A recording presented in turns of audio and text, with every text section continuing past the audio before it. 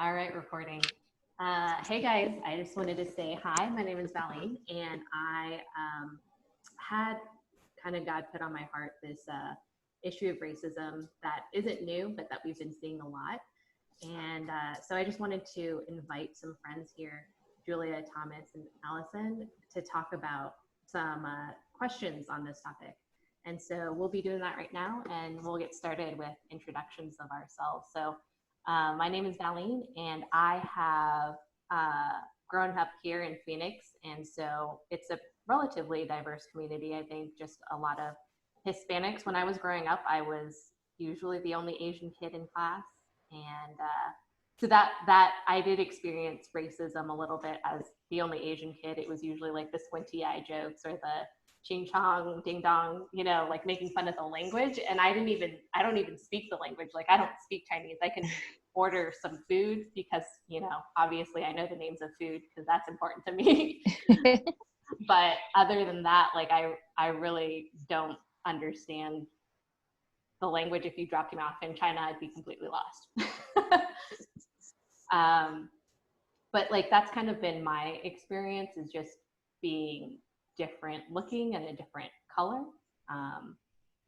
But yeah, I will let you guys introduce yourselves and some of your history as well, with whoever wants to start. I'll go ahead and go next. I was born and raised in Phoenix, Arizona. And I don't think I really actually experienced any racial discrimination here. I am white, but I'm quite tan. And as Valine said, we have a pretty high Hispanic population. So actually I kind of blend right in there. At school, and I went to Barcelona and then Washington High School, which were both pretty diverse high schools here in the Valley. But I did go to college in Kentucky, and I will say Kentucky is probably the first time I experienced, or actually it was a few experiences in Tennessee, but that was when I saw that at least racism as I had learned about in textbooks against whites and blacks were very, very prevalent still.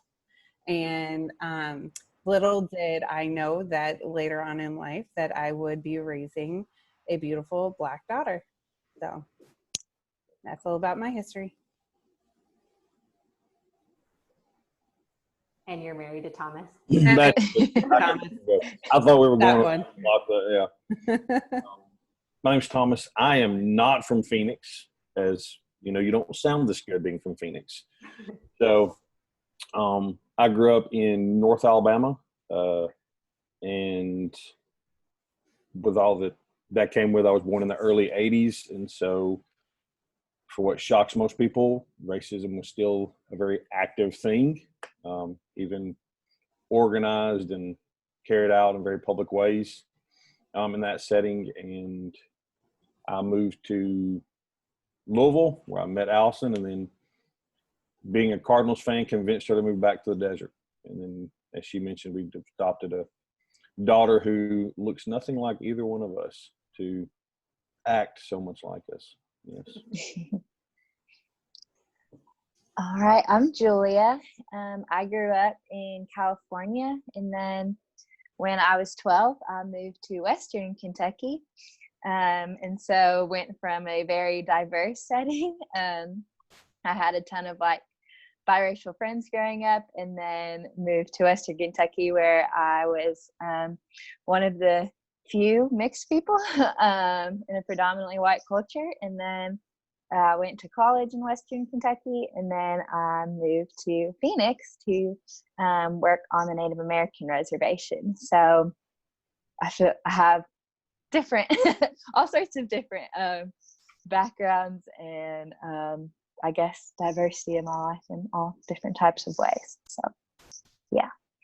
When you guys moved, did you experience culture shock, and what was that like? Allie and I had in some ways culture shocks moving to Louisville. Technically Louisville is in the South, but if you were born in the South or you were from the Northeast, or even the Midwest, you do not claim Louisville, it doesn't feel like anything. It feels like its own unique thing. It was a shock for me in the exact opposite way. It was a shock for Allie in that moving from Phoenix to Louisville and me moving from small rural North Alabama to Louisville, we actually had a conversation where we were talking about how different Louisville was from home. And at the same point, we said, it's so, and she said small at the same time that I said big. So going to, that's when I realized I need to see this Phoenix place. Like if this girl thinks Louisville is small, because there were definitely times when I first got to Louisville, I would have like small panic attacks of like how large it was. And I wasn't ready for that. Like that was not what I was from, not what I was used to. I think What part of Western Kentucky did you go to? Murray. So I went to Murray State. Oh, okay, yeah. She's up. No, Murray. Yeah, that's good. Yeah. Sorry, You're good. Yeah, so I definitely experienced some culture shock moving to Western Kentucky. Like I said, it was normal to have friends from biracial families in California, and then moving to Kentucky, it was just like so weird, like being surrounded by like white people all the time. Like, not that I didn't have white friends in California, like my mom's white, so half of my family is, but to just be the minority was definitely a shock, or being, the only mixed person in your American history class. And so everybody's like talking about slaves, and everybody's like, Julia, like we're talking about slaves, and you're like, yep, I'm sitting here too. So yeah, definitely a culture shock for me, and going from big city to rural. I mean, well, where I lived in California wasn't a big city, but it was definitely bigger than small town Murray, Kentucky. So Yeah, when I moved, I thought I was quite shocked. I did find it to be pretty small because I was born and raised here, and I have a pretty eclectic group of people in my life. And going there, we went to school with this guy named Bobby, and he was what everyone would then call the token Black guy, because there weren't a ton of Black people living on our college campus. And it just blew my mind, because I'm like, I went to high school where I was probably like 30% of the population in my high school, going to a place where I was a part of the majority there. And it was very eye-opening and it was just very strange to see that there was still almost like a classism about it. And I think there were times I was just completely shocked, which is funny because Thomas said he thinks Phoenix is far, like has experienced more like racism here in Phoenix, where I feel like I experience a lot more. I call it the South because I don't know any different, but that was my experience in Kentucky and in Tennessee. And I went home with one of our classmates for Thanksgiving once, and her grandpa asked me, because he kept just calling me brown, and then he was like shocked that I was educated. I don't know. It was a very odd experience, and I just sat there like my brain couldn't process it, and it was such an out-of-body experience for me, and it's not something I feel like I've ever experienced before in my life.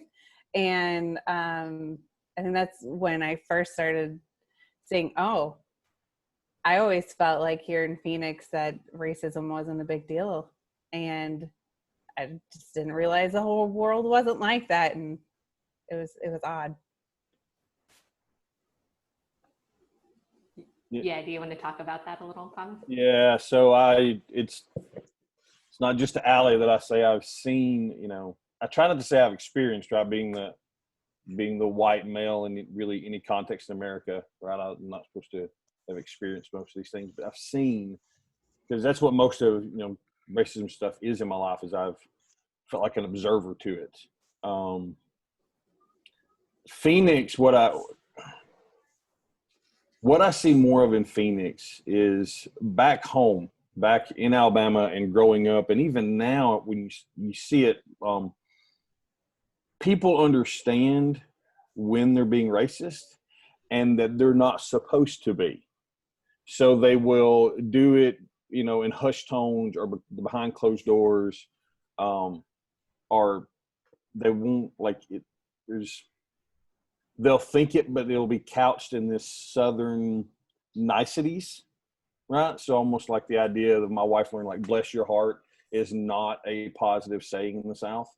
That was like the worst thing my grandmother could say about one of my friends, like, oh, Chad, bless his heart. And I'm like, oh, she thinks Chad's an idiot. That's what it is. And that racist, like, insults and, any type of negative is couched in just niceness and being polite, when racism is in a lot of the ways the same way. It is made to look nicer and not be as mean. When I got to Phoenix, all of a sudden people were blatantly racist to each other, like just straight out, and it was accepted and it was normal. And then I start talking to people, like, how could you say that to someone? They have no idea. So it was almost a shift of one culture that knew they were racist and they knew they weren't supposed to be, but they were. And even if they were okay with it or not, that's the way it was. So when I got to Phoenix, it was a lot of the people I was watching were racist and things and had no idea. Like, they had no idea that view was basically, they were dismissing someone entirely and just outright without having any idea who they were or what, just based on, color of skin or what, their last name may be or whatever. Like, they're done with them. And like, they don't realize, no, that's a bigger issue, and you think you're not because you're not in the South. And so, that was a big shock when I moved to Phoenix, to find those situations and to look at my wife and go, there's more here than I've ever seen, like, growing up, which is probably not too true, but it's very different. It's a different context of how it's done, and I think the lack of awareness in it.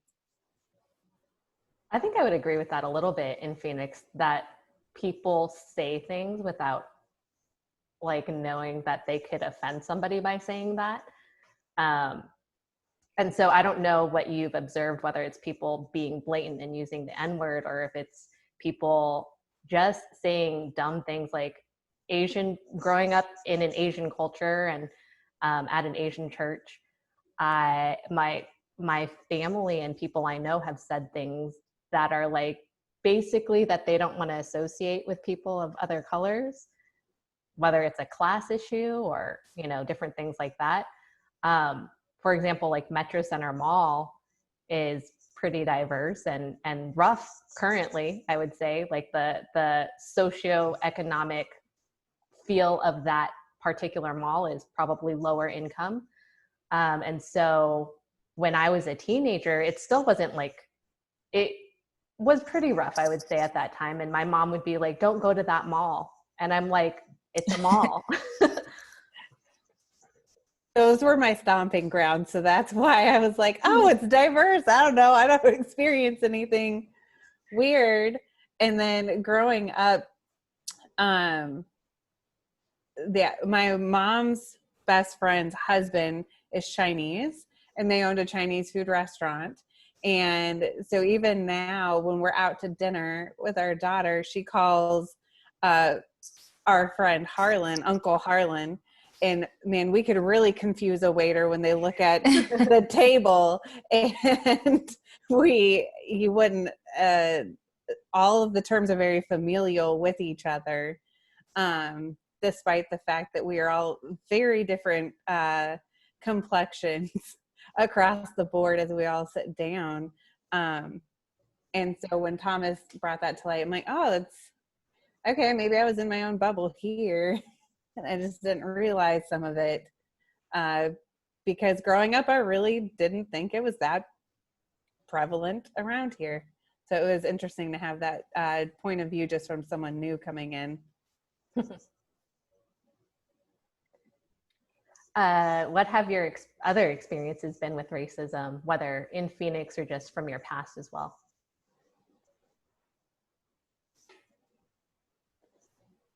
Well, I think the first time for me, I heard somebody say the N-word, I was like, oh, you're not allowed to say that.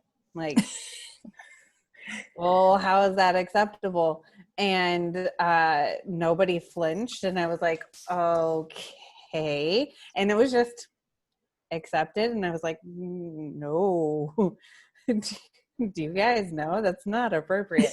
And I think that was like a very, for me, the South was just very eye-opening because there were so many things that were just accepted or talked about, and it was just common knowledge. And I was like, I don't think I'm too PC, but I don't think that's like common. I don't think that you're supposed to be saying that about people.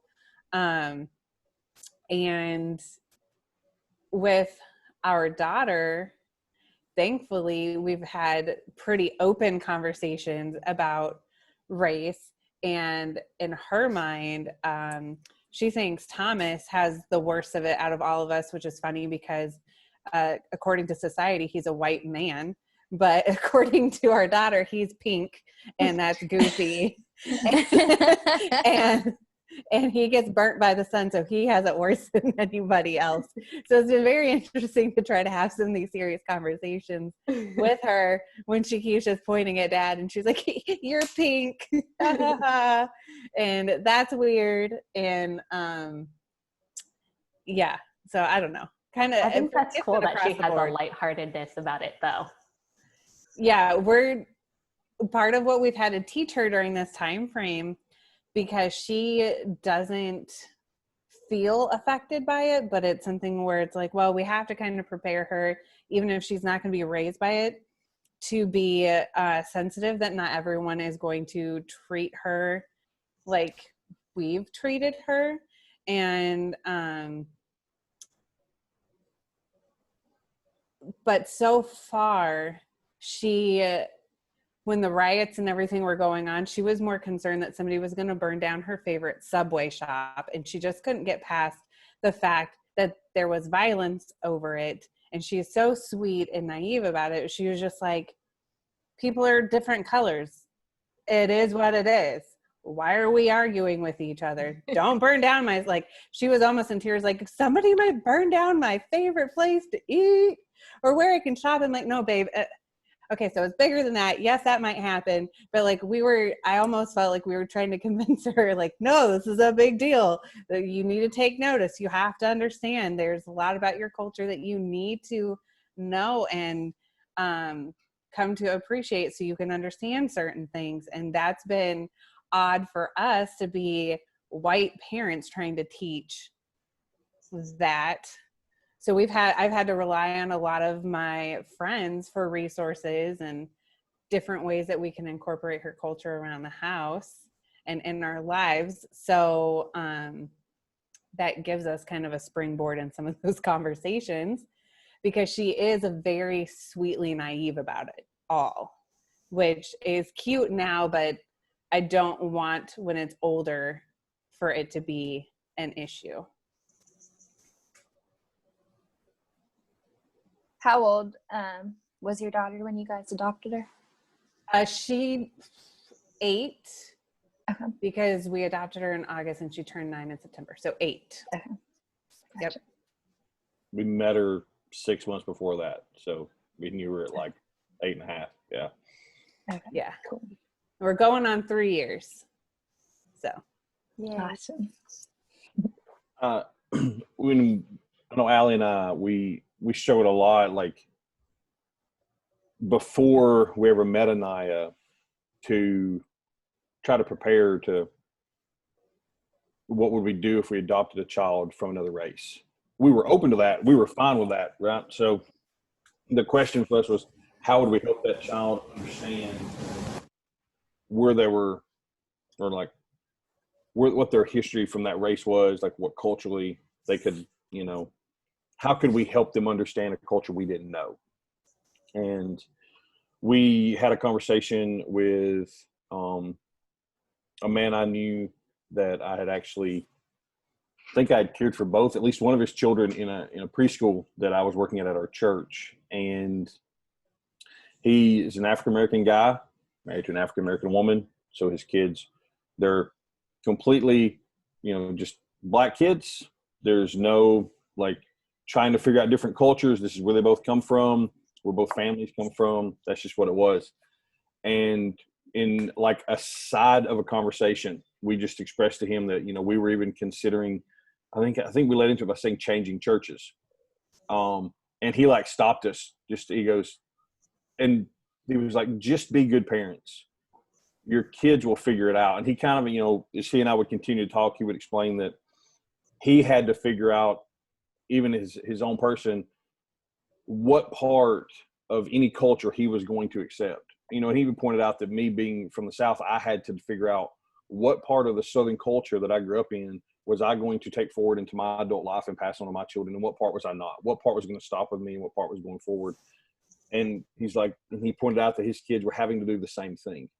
That, he had his kids in a certain culture. They were around white people more than black people. And so they had to figure out what part of the culture they were taking and what they weren't. And he really helped kind of settle me in that if we were loving and good parents, she was going to have to, no matter what we were able to give her or not, work through these things the way all we could do is help her process them. And so I worry less on what of her culture we're going to like bring to her, and more like, gosh, I kind of wait for the day when she actually is concerned with any of it to actually help her work through some of that. Because right now it is this innocent, naive, this isn't a big deal, I don't want to worry about it. It's more of a joke to her because she picked up from grandmother when I said something about being a white boy that, no, you're not white, you're pink. And it's all a big joke to her right now. So we'll see how that goes going forward with her. But I think it's a unique position, like being both completely white parents of a biracial daughter, that I feel like we could easily get sucked into this place of feeling like we always miss in it, right? Because we don't even know enough of, we're not even 100% sure what culture or what, we've got a pretty good idea, but we're not 100% of what she would be getting if she was still with biological parents. So to try to even guess at that would be almost an impossible, just asking to be anxious all the time. So more to just parents trying to help her. Well, and he also warned us that at this time, we didn't know who our daughter was going to be, or our son. At that point of foster and adoption, there were no profiles, only the fact that we had said, we're open on ethnicity.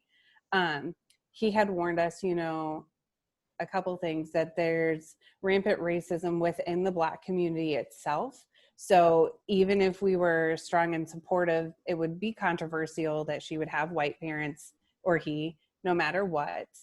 And just being able to provide a steady foundation and love was going to be the most important thing that we can do, and to teach her how to respond to that.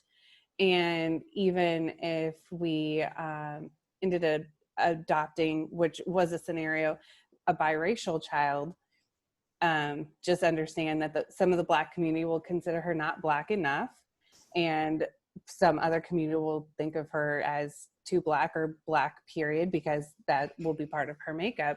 And so he said, just be prepared, have honest conversations, make sure that representation in her life is important. But he goes, and you can ask any family and you're probably going to get different advice on how to handle the culture issue or how to raise her, because I can survey my family and some of them will tell you I'm too white. And he goes, and that's because of my diction. He said, the way I speak, I've heard it from my own cousins. And he was like, sometimes, he goes, you just don't know. You don't know what you're going to get involved with. And he said, just be open-minded, learn, be open to education. And like Thomas said, be good parents. Just be good parents, because most likely there will be a time in their life that it's going to be tough and you need them to be able to just rely on you. Be good parents and love them. And that's what we've tried. Yeah, I love that. I guess I can share some of my experience with racism. So growing up in California, I don't really remember a lot of racism, really any. I mean, I know my parents experienced it, especially when they, decided they were going to get married and all that, because my mom is white and my dad is black. And so, but for me as a kid, I didn't really see it firsthand until we moved to Kentucky. And it was just really weird because, I was moving to the Bible Belt. And so I was like coming to this culture that was supposed to be like super Christian and like loving. And like, I remember like hearing how they like didn't even have like sports games on Wednesdays because it was a church night. And, my family is Christian. So I was like, oh, this is going to be awesome. Like everybody's going to love Jesus. It's going to be great. And then I remember getting there and just being very confused, just by like the racism and all like the Confederate flags everywhere, and not really knowing how to feel about that. And I remember, I think when I first started to see it like really played out was like, I remember like in 8th grade, I remember just like talking to some friends, and they were basically going through like which people in our grade like wouldn't be allowed to date somebody that was black. And I was like, oh, this is weird. This is different. Like, I mean, my parents are that. And so I was like, huh. And like at the same time, I was also figuring out like what churches everybody went to, because we were trying to figure out what church we wanted to go to. And I was like, oh, like that's interesting. Like this person, like their parents go to this church, but their parents like won't allow them to date somebody that's not white. Like that doesn't line up with scripture. Like that's very confusing. And so, and then there was also like this thing called or well, I guess it still happens, but there's this event every year in a neighboring county called Tater Day.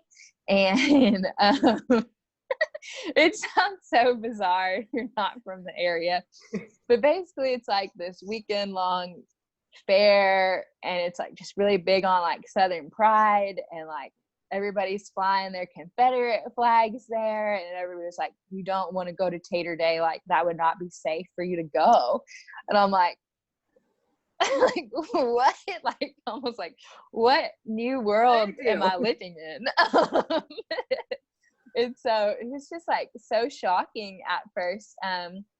And so, and then growing up, it was just kind of weird because for the most part, like the white kids hung out with the white kids and the black kids hung out with the black kids for the most part. I mean, there is some mixture here and there. And so my close group of friends in high school, all of them but one were white. And so I was kind of the token, well, not even really, like I wasn't the token black girl because they like considered me like white, but not fully white. And then it was like with the black people, I wasn't fully black. And so it's just like, where do I like like fit in, and like, so growing up as a teenager, like identity and all that stuff is like really big. And I was like, I don't really know like where do I fit in, or like who am I supposed to be, because I'm not white enough and I'm not black enough and I'm the only mixed person I know. So like how does this all play out? And so I think I kind of just resorted to like jokes and like going along with all the jokes that, looking back on it, I wish I like would have like confronted, because a lot of times there was no harm meant by them, but at the same time they weren't helpful. They weren't promoting reconciliation. And it also, like, since I did act white, if you will, my friends would like say things that could actually be hurtful at times without realizing it. Like there was one time I was hanging out with my friends, and one of my really good guy friends at the time was like, my dad would kill me if I ever came home with a black girl. And I was like,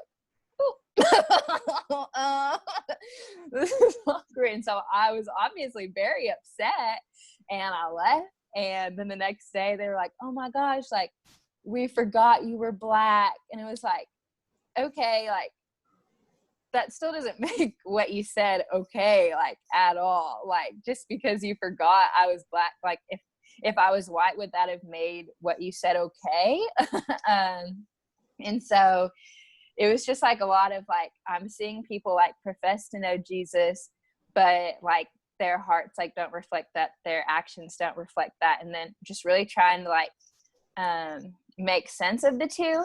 And so I don't think it was really until like college, and even just like recently, I realized, you know, just how important it is to call out those like small comments, because if you just continue to let all those comments and all those things happen, then everybody thinks it's okay and it's like normal, and people will say like, oh, well, I'm not racist, like I have like a Black friend or whatever, but they're not being like anti-racist, they're not pursuing like situations and conversations that, you know, promote reconciliation and promote the gospel and just loving other people for who they are and not caring what they look like. And I think like I personally haven't like had any experiences with like police officers, but like, I mean, like my dad's been pulled over like a ton of times. Like, I mean, you can't say for sure, you know, it was just like because he was Black, but he's definitely been pulled over like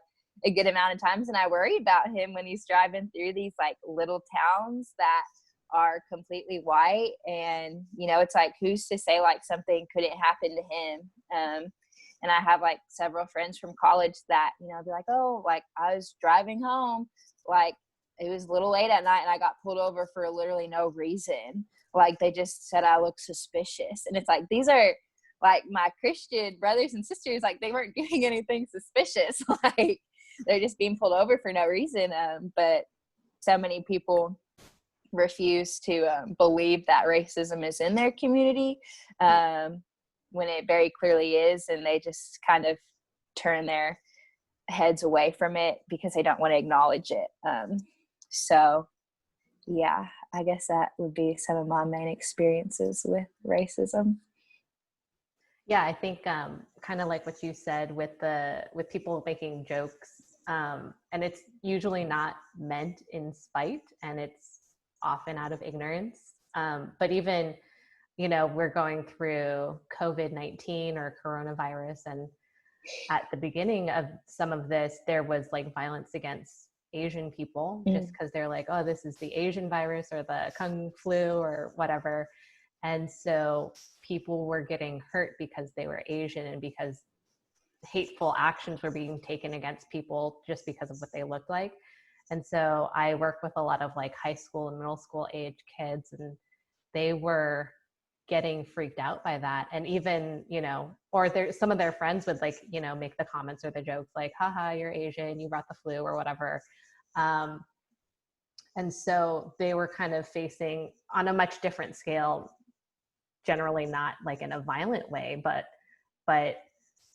people would say things just not even thinking about like the fact that what they're saying is not okay and that it's not loving or kind. And I don't know if their friends were Christian or not, but still, I think there's a lot of room for us to be more mindful about what we say and how we say it.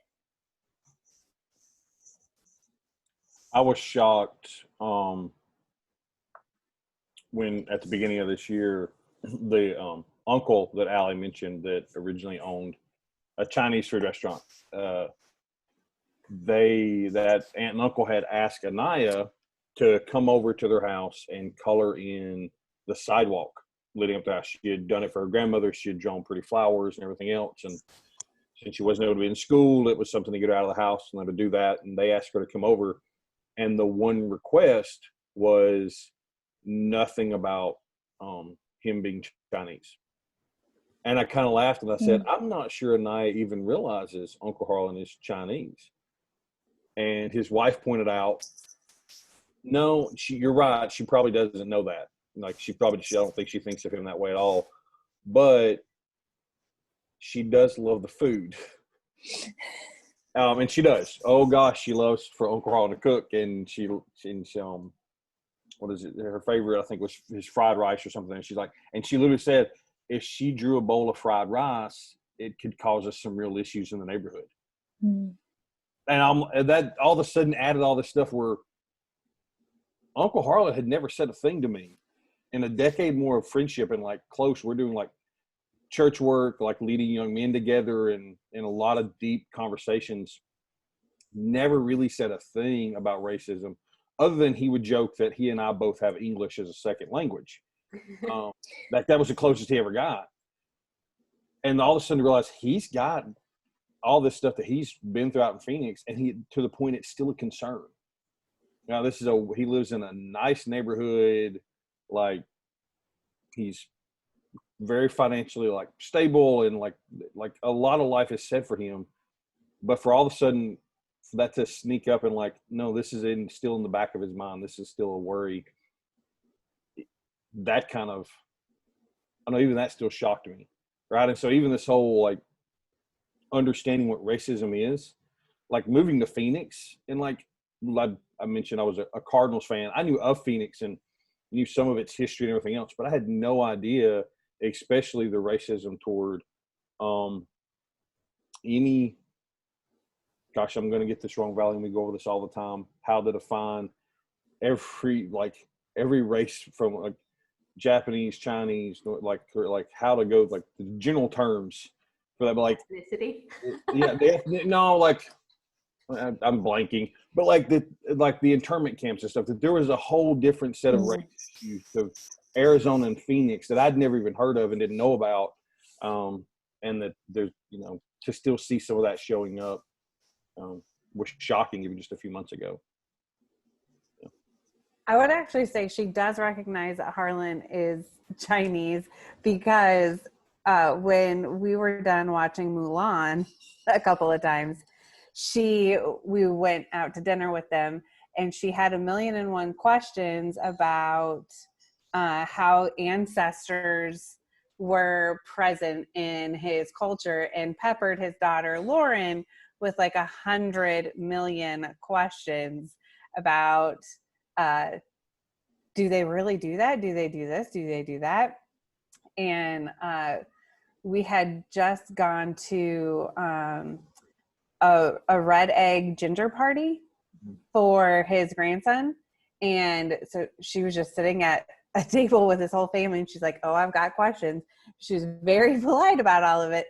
But in her mind, she was like, hey, I've got questions about this culture. I'm surrounded by this culture. I'm going to ask them.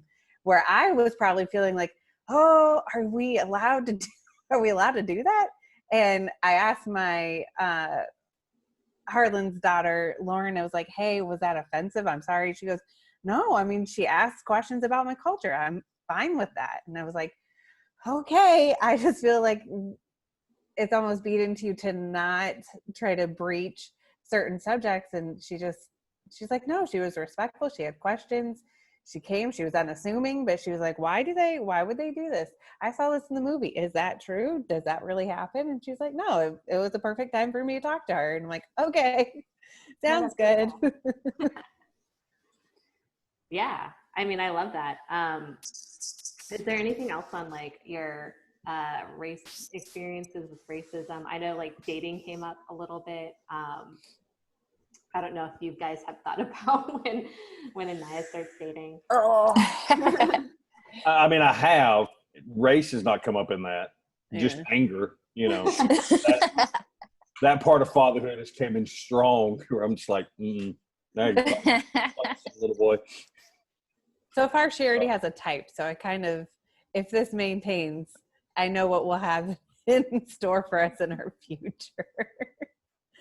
But I don't think, at least in our mind, hey babe, I don't think race is going to be an issue in terms of who she dates, just as long as he's respectful. And that's what we kind of have hammered into her. He has to love her just like dad has loved her. She is shaking her outfits in front of my face right now, trying to determine what she's going to wear for the day.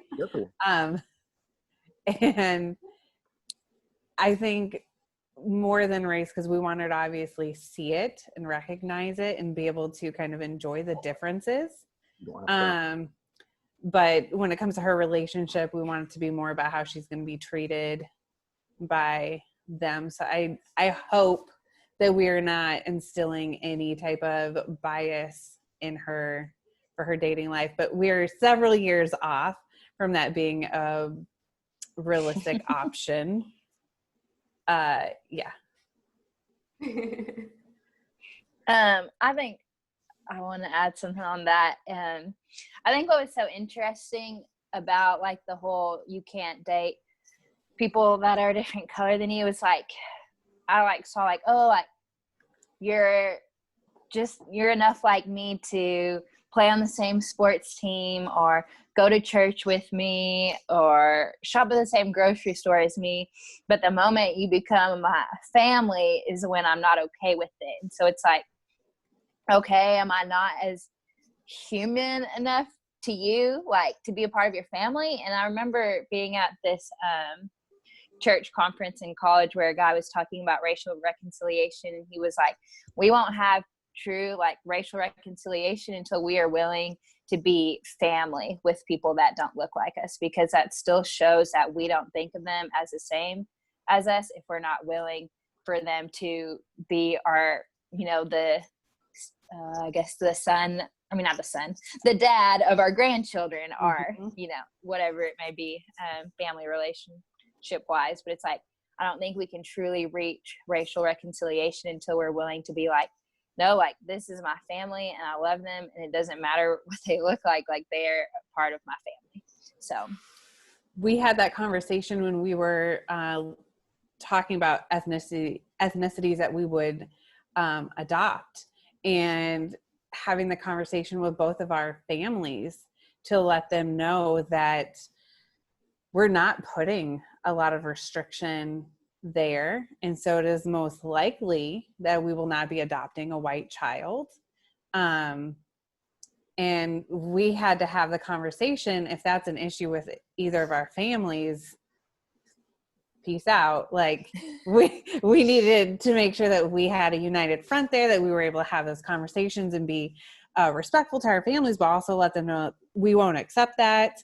And with his family being in a small town in Alabama, I was really nervous when we were going there for the first time, like how she would be treated in his hometown. And I would say for the most part, everything went really well. There was a friend of a family member who was at an event, and she said something, or he said something to her, like, my niece has one of you, or something like that. And she's like, excuse me? And he explained that his niece had either adopted or had an Indian child from India. And she goes, you're crazy. I'm not Indian. And she goes, Mom, do I have to talk to him anymore? I'm like, no. No, you do not. And my oldest niece came up and she's like, this is what happened. This is what was said. This is like, gave me a rundown of everything. She goes, and I had her back, and I just want you to know it's not acceptable, and he's not going to be allowed to be around her anymore. I'm like, okay, thank you. I was like, do I need to say anything? She's like, no, she handled herself pretty well towards him and was very much like, I don't want to talk to you. I'm not an Indian and you're crazy. And kind of like ended the conversation and walked away. And I was like, okay.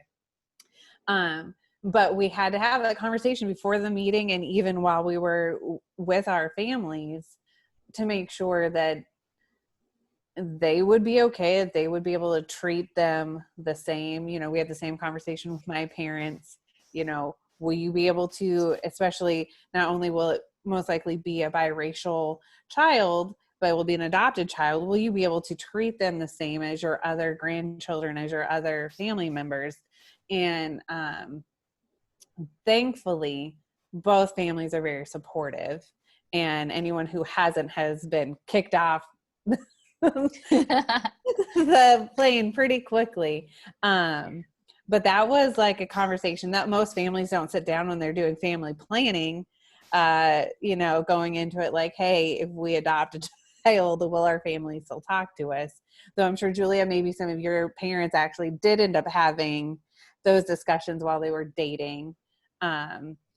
Maybe not as much in California, but definitely probably highlighted some of the differences when you were in Kentucky. But that was a conversation that I guess I didn't ever imagine that we'd be having with family members as part of our family planning discussions, you know. Not quite dating, but family related. Yeah.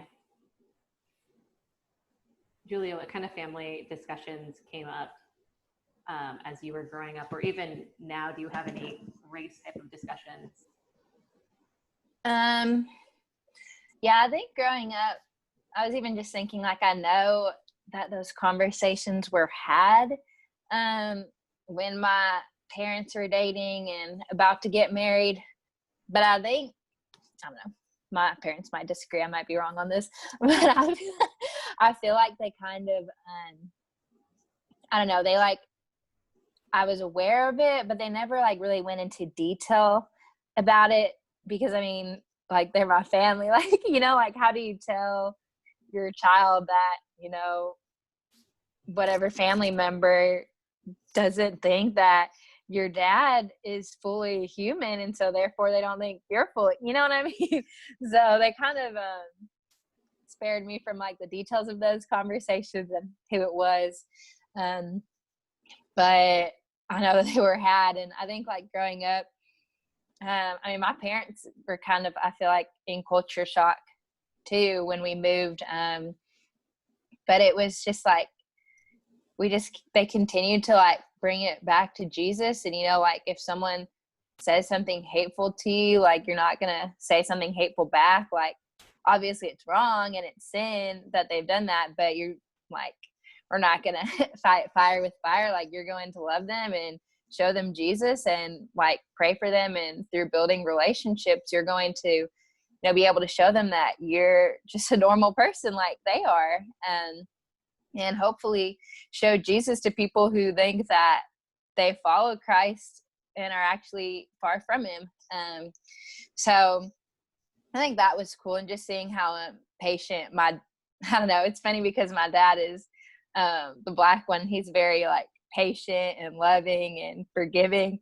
And my mom is white, and she like gets super angry about all this stuff. Like, all fired up, and my dad's like, okay, calm down. And she's like, no, like, this is awful.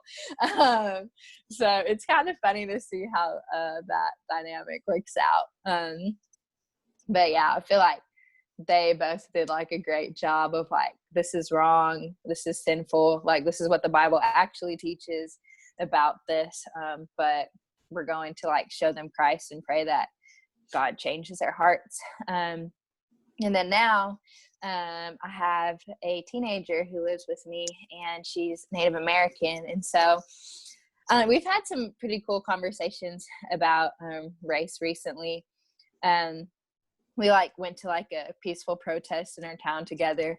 And it was just, I don't know, we had a really good conversation because, you know, with the whole like all lives matter and Black Lives Matter and all that stuff, like, through just like talking together, it's like we realize that most of the time, like, the people that are quick to say, well, all lives matter, which, you know, not saying that I like agree with the Black Lives Matter organization and everything they believe in, but like just a statement, you know, like Black Lives Matter, it's like, yes, of course they matter. Why would they say that they don't? And we were just talking about how it's usually like white people that are the ones that are saying that, but like what I've seen like with like Native Americans are like, yes, like Black Lives Matter, or like with Hispanic people, they're like, yes, Black Lives Matter, because they realize, you know, what it's like to experience like racism and police brutality. And they realize that, hey, if we can, you know, bring awareness to this, like, this is going to help us too. Like, they're not like over here throwing a fit, well, what about our life? They're like, no, like, Black Lives Matter. And we're going to point that out because like, we want everyone to realize that, you know, the dominant culture throughout history has been awful to people of color. And so it's been really cool to like see like her perspective of that, and just seeing, you know, like how she's like, her experiences with racism have like given her a heart for like other races when they experience racism too, if that makes sense. So yeah.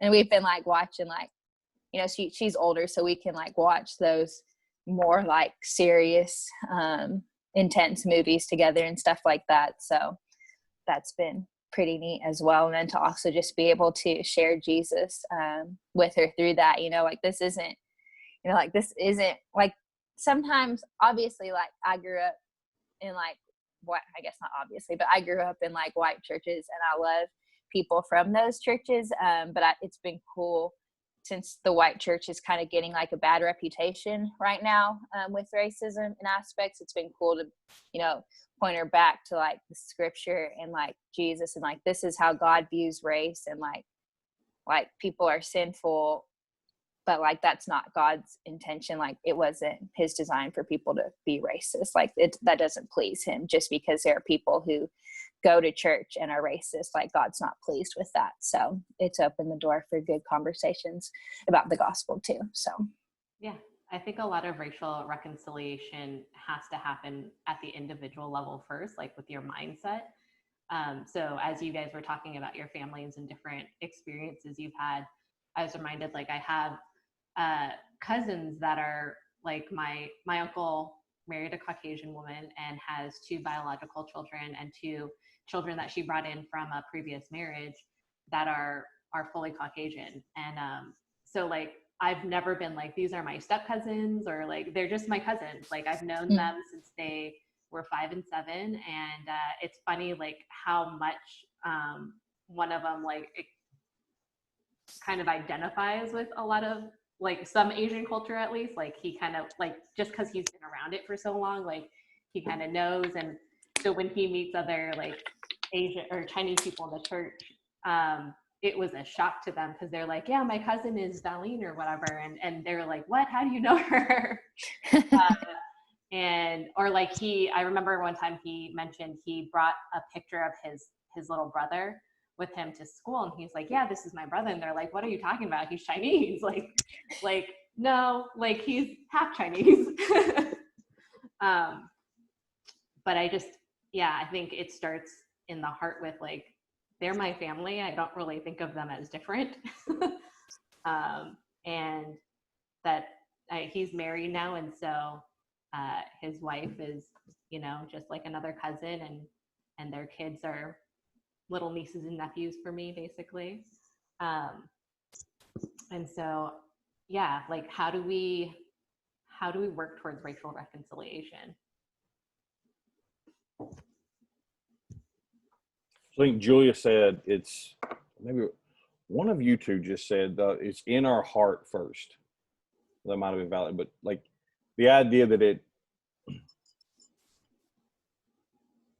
what it's going to take in each setting, in each culture, being country, city, or even your local church, is going to look different. But what it's going to take in our own hearts is a trust and belief that what God has said about someone, because we're made in his image, is more important than what historically that race has done, been, what we currently think of that, or, you know, even if we look back through history, what the current science tells us about that race, because we've had scientific evidence throughout history to tell us that one race was predispositioned to something or another at different times. But for us in our own hearts to trust that what God's word says about people is more true than anything else our culture is going to tell us. When our hearts hit that, how it's then dealt with within each context, well, that will probably be figured out in those contexts. But it's that heart change first of trusting God's word more than the other culture around us. I think just asking the Lord to just reveal to you like blind spots, because we like all have them, and we all have biases, even if we like don't want to admit it. And so it's like we can't move towards reconciliation if we don't realize that we need to. And so just asking God to just show us like where we are in sin, show us like where we can grow and how we can learn, and just like being humble and being willing to be wrong and admit that you might have had the wrong perspective at some point. And I think just like learning, I think I've seen a lot, especially in the past couple months, of like, I need to stay off social media because people from my small town are like frustrating me kind of thing. But it's like, we have to like realize that like our world, our little bubble isn't an accurate display of like the whole world or even like the whole country. And so being willing to have like conversations with people that are different from you, that have lived in different parts of the country, that are different color than you, like I feel like we can't have racial reconciliation until we see that there's a need for it, and see like where we may have been in the wrong too. So Point.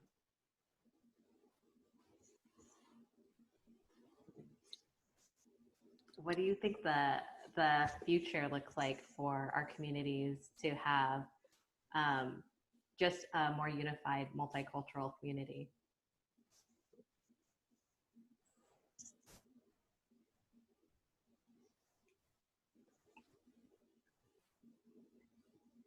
I think, I don't know, it's been interesting, I guess, being younger. Like I feel like I'm in the middle of like two like very like, for the most part, like the older people, a lot of people like believe this, and the younger people, a lot of people believe this.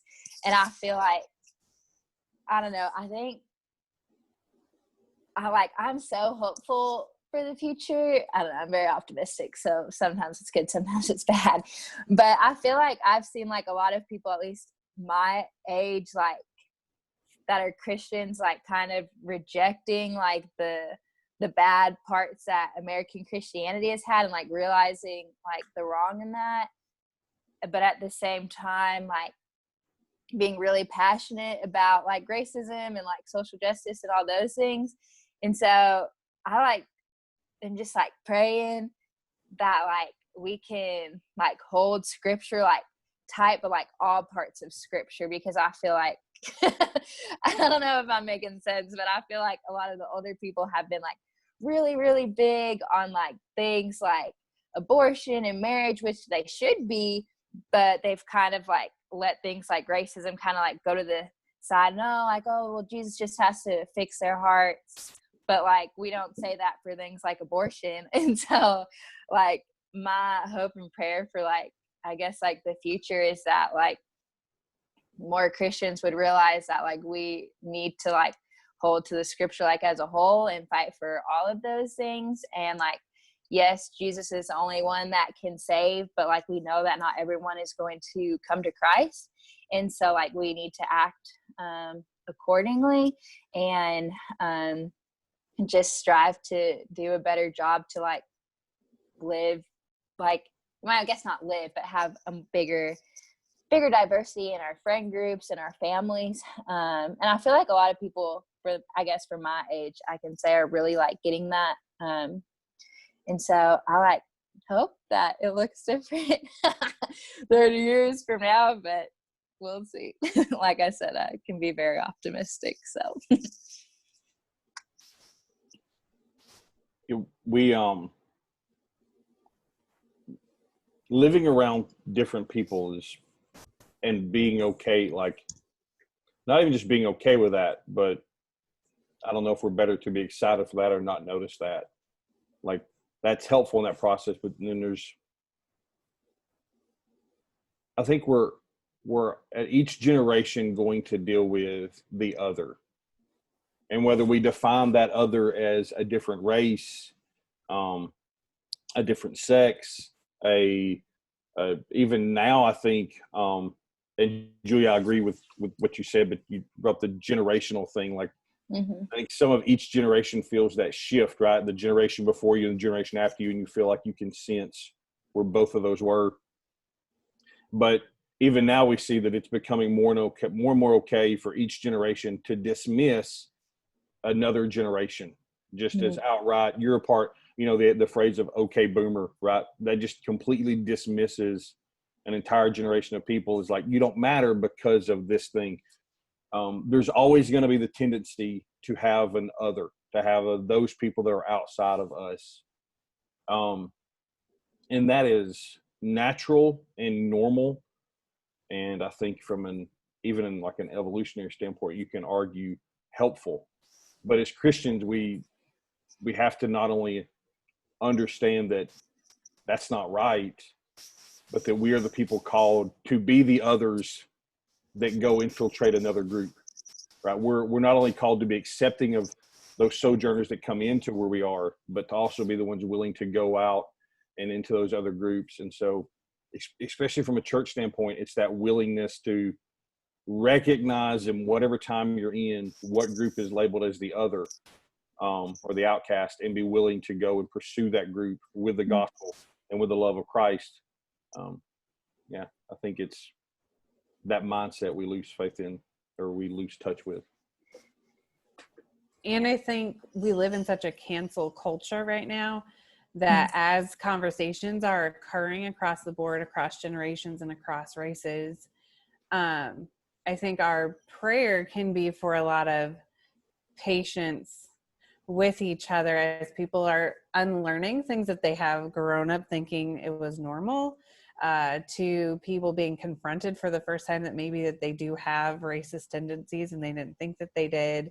And I think that just as people are kind of dealing with that, we live in such a time where if somebody doesn't react exactly how we want them to, it's very easy to then just walk away, boycott that, do something there. And I think there's a difference in trudging through the conversation and coming to the point where they're never going to change, and somebody who in a conversation will just cancel. And I feel like right now that we need a lot of patience and love for those who have an opposing point of view for us right now.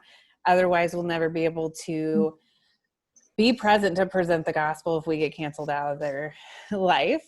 And not that they can't ever be presented in the future, but it's just so easy at this point if somebody doesn't react or do what we want them to, just cut ties and go.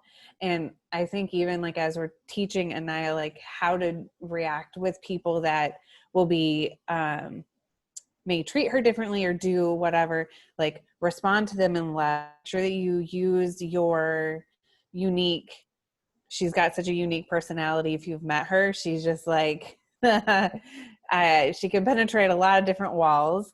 And the biggest thing is just like just love them and don't cancel them out. Because sometimes her reaction was, if somebody ever did that to me, I would punch them and run. Like sometimes that's their thing. And it's like, oh, that's funny and that's cute. But sometimes it's worth having that really uncomfortable conversation to highlight where somebody is fundamentally wrong or where something has happened, but doing it in love so that they might not respond during that conversation. They might need to reflect on it. They might need to look inside themselves to see what's going on, but we need to be open and patient to kind of let some of those truths that are starting to permeate their heart settle and not expect, I guess, an immediate change. That would be nice. That would be awesome. That would be ideal. But I mean, I think of the times that anyone's ever come to me with something that I do wrong. Sometimes there is a period of resistance, denial, wrestling with it. No, I have it. Okay. And that's when you kind of get to the point of being able to reconcile the issue. The person has to fully understand it themselves. So I hope during this unrest that just a lot of people are wrestling with the truth, and hopefully they can come to a conclusion to be able to love across the board, to be able to have those conversations, not cancel people out, to be patient, to be optimistic that there can be a change. And if we are wanting to move past it, we're going to have to forgive a lot of grievances, a lot of things that, you can't undo what's happened in the past. You can't undo history. You can only apologize to a certain extent for something that someone else carried out for you. It's kind of at some point in time, you have to decide from this point forward, how are you going to act? How are you going to change? How are you going to be an advocate? How are you going to be different in the process? And I think the best way we can get there in the future is just going to be so much love and patience, because it is going to be very messy getting there, like very messy getting there.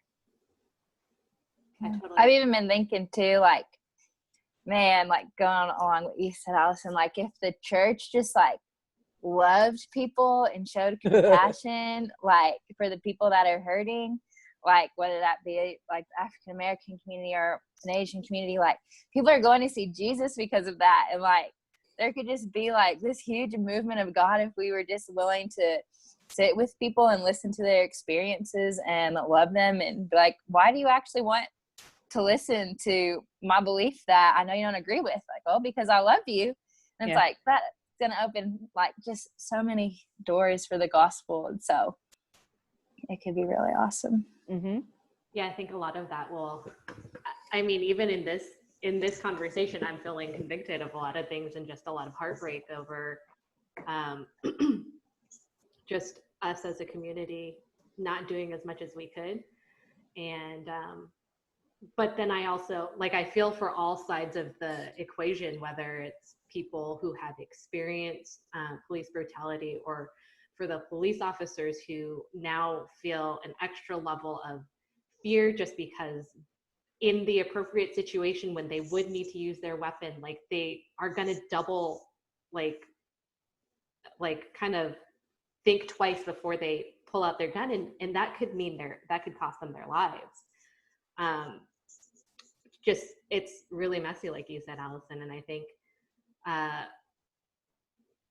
we're going to have to be willing to get in the mess, like get in elbow deep into the mud, and be willing to listen to things that we don't maybe agree with and have open conversations. So how do we keep that dialogue open?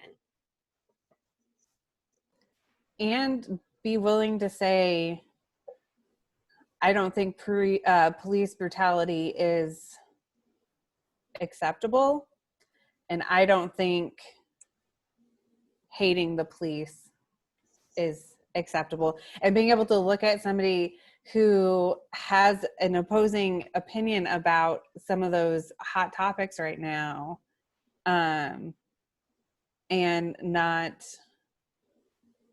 just try to overrule them, try to make them think the way you think, but like to sit down and just have a full conversation about it.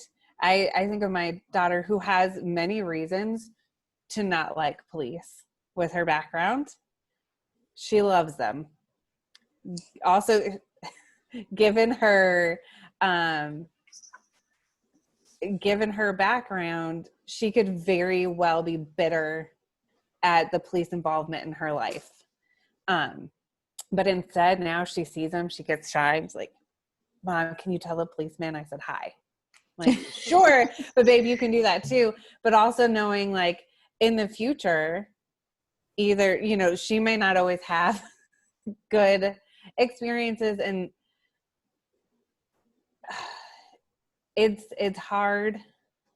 And I think accepting the fact that it's going to be hard, and those conversations are going to be hard, and still trudging forward anyways, knowing that I think the end result will be worth the pain of it, is kind of what we ought to focus on. Because I do think right now people get tunnel visioned into one thing, and at doing that they sacrifice a lot of other things that could be really beneficial to a conversation. And what? I have seen where when we were talking about the protests, which are beneficial, there is a reason you stand up, you have a voice, and there's a way to go about it.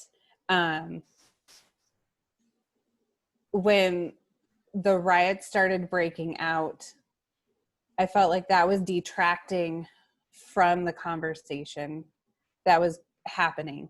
Because then, as we're trying to explain to our daughter, love everybody, and yes, Black lives matter, and that's why people are doing this. There has been an injustice. There has been some horrible things going on, and we, you know, explaining some of the crimes, the police brutality, and all these things.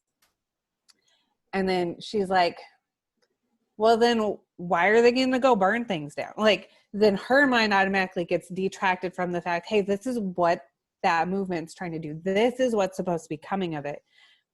These are all really good things. These are things that society needs to hear. They need to be digesting. They need to be doing things.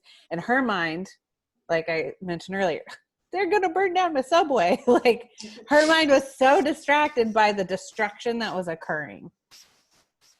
And I'm like, no, and I also get that there are some people that in their mind, because I've had conversations with coworkers that are like, hey, if you're more worried about those buildings that are being burnt down, then that highlights the injustice in your mind, that you care more about the buildings and the people that have been injustice, about the injustice that's gone on. And I said, no, I don't. But I also can see now my daughter's more concerned with burned buildings than the conversation, because that's where the news is highlighting different things. And I feel like it's highlighting and maybe retracting from any steps that we're going forward in the conversation, if that makes sense. Where I was trying to have a peaceful conversation with her about what's going on and why it's good. And she's like, well, then why is this occurring? And those are sometimes where I feel like it gets so tunneled, where I'm like, then you have to explain, well, hey, there are some people who are doing that. They're not even part of the Black Lives Movement. They're just like, let's hop on this train. Let's cause chaos. Let's flip over the government. All these extra voices are involved, but this is what we need to focus on. This is what's important in the conversation. Like, and I feel like that, at least for our conversation, almost a couple steps forward, couple steps back, because then she started focusing on some of the outside issues and not really the heart of the matter of the Black Lives Movement.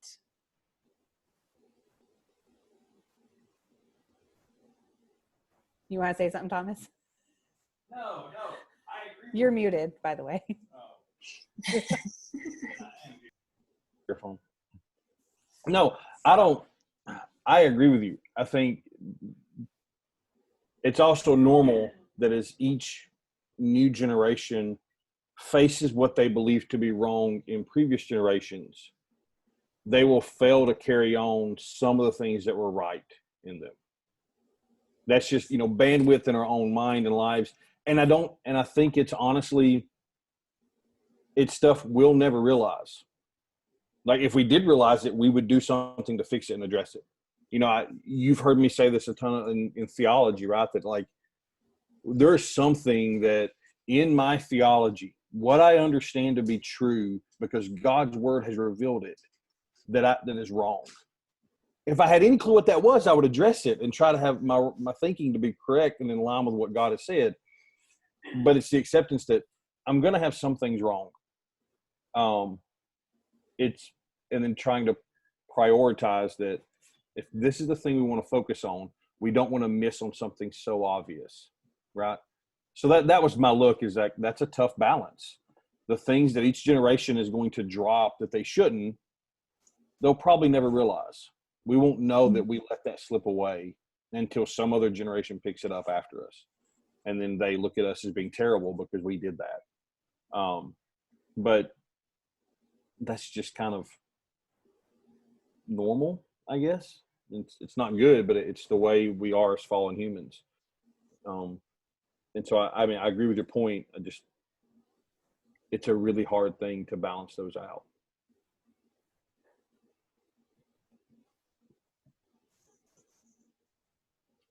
How has your interactions with your daughter, like what else have you taught her? Are you intentional about? I know that you've mentioned generally, but like what does that look like? So some of the things that we've done with her, other than just very open, honest conversations, some people will get very shell-shocked if they are around how open she is about talking to about different things, her background, our differences, different things. Sometimes people are like, okay, this is different, but we're very, very open about that. I think representation matters. So I want her to see in movies and books and in music people that look like her. So we are very intentional about some of the entertainment stuff that we play for her. So she sees different people on screen that will reflect a similar view of her, and in a good character light, not just a villain or, you know, someone who is very stereotypical, but, you know, someone who is a hero or a strong character or like a very solid person. Thankfully, Zendaya's done a couple things and she loves her, so we're able to watch a lot of stuff with her because that's a big deal for her. And her hair, like learning to take care of her hair has been like a huge undertaking, and to make sure that we are doing it well and that we are doing it so she can take pride in it. And so, oh my gosh, the videos I have watched, the products we have gone through, the different things that we have tried. I remember when she first moved in, she was using really awful shampoo and conditioner, and then brushing her dry hair with like a paddle brush. And I was like, no, baby girl, like you need to learn about how to care for your hair, because she just didn't know. And I went to the store, and if you've ever gone to like the ethnic hair aisle, it is like very overwhelming if you don't know what you're doing or looking for. So I had watched a ton of videos. I tried to find her similar curl styles so we could learn like what are going to be the products that will be good for her hair. I had to do the homework, you know, I needed to make sure that I was being like educated going there. And I had like a list of a couple of the items I wanted to try. And I was looking at the items. I remember a lady looked at me and she was kind of giving me this very judgmental look. And I was standing there. I'm like, I'm obviously not here for my hair. If you have any suggestions, now would be great. If not, then let me keep finding my products. Because she was just very like baffled as she was looking at me, and I'm like, no, like it is a completely different, you know, experience. And so that was something I had to educate myself on. That was a practical thing to help with her culture and identity, is to learn how to care for her hair. And now, like, we have a routine on when we do a deep conditioning mask where we put her bonnet on and we are heating and like getting her hair reset after a week. And she loves it because she gets to watch a TV with her bonnet and like a hot rag between it and another thing tied over it to like really let her hair moisturize. I've learned how to do a twist out on her hair, like lots of different things to just help her accept some of those differences, but then also be able to embrace it. Because one of the things that drives me crazy is she hates it. Oh, she complains about it. And she's like, oh, Mom, I want straight hair like yours. And I was like, oh, what I would give to have the curls you have, girlfriend. And so then just trying to tell her what you'll realize with most women across the board, everyone's going to want what they don't have. If you have straight hair or thin hair, you want thick hair, curly hair. If you have curly hair or thick hair, you want thin hair. You want to be able to let your hair dry in a few minutes, you know? And so that's been another step that's been really important and practical in our life to help with the cultural identification. Despite our differences, is a lot of it falls on education on both of Thomas and my part to understand what's important. Food, the different types of food that she remembers growing up having. And she asked me recently, she said, hey, can you learn how to make fried chicken for me? I said, yes, I will learn how to make some fried chicken for you. She asked me this week, Thomas. And she said, my birth mom made great fried chicken. I can make fried chicken tonight. What are you talking about? Southern thing. I'd have to learn. And so I was like, okay, I'll learn. So a lot of it's just listening to her, learning observing what our differences are, so I know where I need to educate myself. We make sure she has a lot of friends that are of multiple cultures, that she's exposed to a lot of different cultures, and the additional element of not only being biracial, but being an adopted child, making sure that she is surrounded by other people who have been adopted or have gone through the foster care system. So she knows that she's not abnormal. She's not weird. That is how some families are formed. And even having the conversation of like, I am so sorry that you had to go through that to ever join our family, and not dismiss, that part of her history. But I think that has opened up the door, being able to talk about her culture as well, and being able to say, I am sorry that that's ever happened, or that you might ever face that. The only things we can control are this. The only things that we can do are this. And so I think, listening and educating ourselves have been the biggest ones. And then just having really open, uncomfortable conversations with her have been the key. And I know we're not doing it perfectly. I feel like parenting is sometimes an experiment that you don't actually know the results until they're older on how you did. So we have yet to see those results yet. And we take it day by day, and so that's what we do around here. Tom, anything to add? Sorry, I was still muted. No, Allie's correct. We do all of that. I'm very intrigued by the chicken now. But I find myself, I intentionally try to accept what is different in her background, right? In that she did not come to this family as a biological child. Her race is different. Like, to accept these things, and then continually try to help her see, well, yes, there is a difference there. It is not abnormal or so weird that you can't learn from someone's other experience. And so a big conversation we would have the first, and we have it a lot, but it's been going on since she first moved in, was missing people, from moving out of a foster home she'd been in for a while into moving in with us. There were people that she just missed, and never telling her that was wrong, and always wanting to talk about that and accept that with her.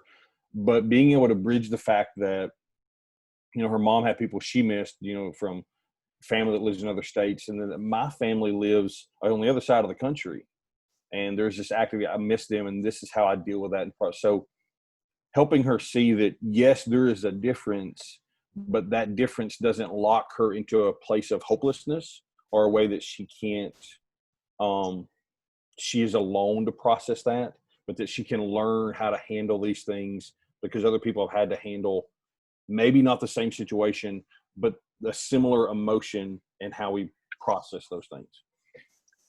So that may be where I overthink parenting a lot, but I think through that in a lot of our conversations of trying to normalize, and for her, because I don't want her to get lost in a place of, well, nobody understands me. Nobody gets where I'm coming from. So yeah, I feel like she could be very easily prone to that in the situation she's in. I love your hearts and your intentionality and in the way that you guys parent. Oh, that sounds so nice. It's so It sounds nice. No, I genuinely mean it, because I think even for Liam, I have a son, and I think something that you talked about was like sharing cultural experiences, or being intentional about like what you show her, and how you talk about different things with her. For Liam, like he racially is all Asian, but ethnically he's Cambodian and Chinese. And I don't think twice about how to teach him about his Cambodian culture, because like I assume that he's going to get that from his dad or just from somewhere else. And that's even if he really identifies with it, because he may not. Like oftentimes when he was younger, he'd be like, I'm Chinese. So I think he'll figure it out. And but yeah, I love your mother heart, Allison, and just being willing to figure out some of those differences with her and journey in that with her. It's a journey. You okay, Julia? Sorry. You're struggling right My phone was like, I was scared it was gonna die. So then I tried to plug it into my computer, but then I couldn't hear anybody, and there was lots of beeping noises going on. So sorry. It's all good. I really love just her, Anaya's perspective also on like, why are we even fighting about this? I think she said it based on where she's at in her life and based on her limited experiences. But I think there's a huge opportunity for us to be like, there is a lot that we need to reconcile, but like that also means we have to give up like a lot of what we think is right in order to open ourselves up to having those conversations. And it reminds me a lot of racism is learned, because when you talk to kids, the way they interact on the playground, the way that they're doing different things, they know what they've seen their parents do. So, you know, when there's issues or there's different things, you can sometimes see a pattern, but for the most part, there is that innocent, just love across the board. They're my friend. They play slime. They make slime with me, so they're cool. Like that. That's my homie right there. And I'm like, if people could just learn to identify and group based on your common interests and not necessarily what you look like, how simple, you know, the reconciliation would be, because then you would just be able to kind of appreciate the beauty. We often, we've talked about it a couple of times when I describe heaven, because she asked a ton of questions, that, you know, heaven is going to have so many different cultures. It is going to be made up of so many different languages. You are not going to see what you see here in Phoenix. You're not going to see what you see in Kentucky. You're not going to see, my mom served in Thailand for a while. You know, you're not going to just see the town in Thailand that she was in. You're going to see everybody, representatives of everybody there. And I was like, so why would you be rude to anybody? There, you know, like that is everybody's end goal here. And I hope that she can keep that sweetness in her as she grows up. Because when you talk to her now, if you were to ask her like, hey, is it weird that you're being raised by white parents? She would probably say, my dad is pink, my mom is brown, and I'm darker brown. So she would probably be like, I don't have white parents. I have a pink parent. And like, just, I hope that she is able to maintain that sweetness, but also be able to identify that maybe the person next to her is not going to have the same opinion about it, and her be able to talk about it in a good way. Yeah. Productive. That's the word. A productive conversation. Yeah. So I think we're probably going to end around here. So how do we help continue to make that positive change? Or what is one last thing you would want to share, challenge, or encourage us with?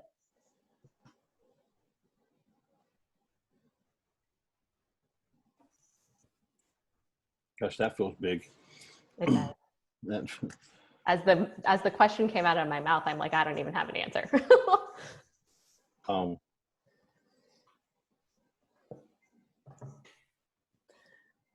feel like listen, pray, learn, love, you know, that's kind of my summary of everything. Can you guys hear me? Yeah. Okay. I think I would just say, like, have those hard conversations. I think it's a lot easier for us to have these kind of conversations, maybe with like people who think alike, have similar views, or maybe, you know, we're not as close to, but I feel like a lot of times the biggest change is going to happen when we have those hard conversations with the people that are closest to us that we know don't agree with us. So, and just be patient with them and pray and like seek the Lord through his word and just trust that like he's in control. And we know that not everything is going to be perfect here and until heaven, but we can trust that he is good and that he has good plans. And so just be faithful to have those conversations. Yeah, I think a lot of that reaching across the table and just even asking some questions to open conversation, because you never know where people are at unless you ask. And I'm kind of thankful because I feel like just being Asian and neither being Black nor white has given me a lot of cool opportunities to have discussions with various people of various viewpoints, and for them to be unassuming in what I might think, because I think sometimes there's a bias, like you're one color, you probably think one way, and that's not true either. I think that's another challenge I would offer out there, is that just because somebody is white or just because somebody is Black doesn't mean they have the opinion of other white or Black people. So just, yeah, hopefully people are open to having more conversations.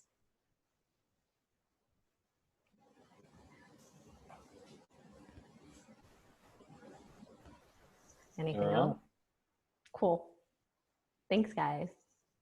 Thank you, Valerie.